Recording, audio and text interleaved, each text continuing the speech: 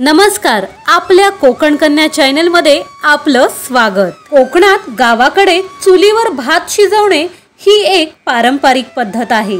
या पद्धतीत तांदूळ एका भांड्यात घेऊन त्यावर पाणी ओतून मग ते भांडे चुलीवर ठेवून मंद आचेवर शिजवले जाते। टोपात जर आपण 1 ग्लास तांदूळ वापरणार असू तर आपल्याला 2 ग्लास पाण्याचा वापर करायचा आहे आणि जर 2 ग्लास तांदूळ वापरणार असू तर 4 ग्लास पाण्याचा वापर करायचा आहे। तांदूळ घालण्या अगोदर ते स्वच्छ करून घ्यायचे आहे आणि त्यानंतरच योग्य प्रमाणात पाण्याचा वापर करायचा। व्हिडिओत दिसणारा तुम्हाला टोप छोटा वाटत असला तरी प्रत्यक्षात तो भला मोठा टोप आहे, कारण या टोपात 18 जणांचा भात शिजत आहे। त्यासाठी पारसेकर मामींनी 18 छोटे पेले तांदूळ घेतले आणि तांदळाच्या प्रमाणातील दुपटीने पाण्याचा वापर केला। आमच्या घरातील या पारसेकर मामी स्वभावाने शांत, बोलण्यास अबोल पण कामात एकदम चोख आहेत।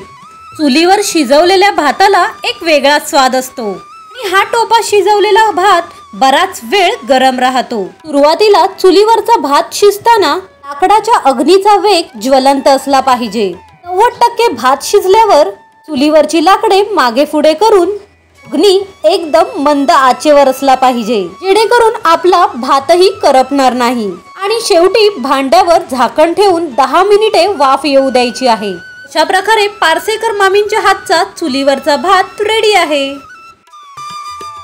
चुलीवर भात शिजत असताना भातावरचे एक्स्ट्रा पाणी तांदळाची पेज म्हणून चवीनुसार मीठ टाकून प्यायले जाते। त्याला घरगुती सलाईन असं म्हटलं जातं। अशक्तपणा, ताप आला असेल, आपली इम्युनिटी पॉवर वाढवण्यासाठी घरगुती हे बेस्ट असं पेय असतं।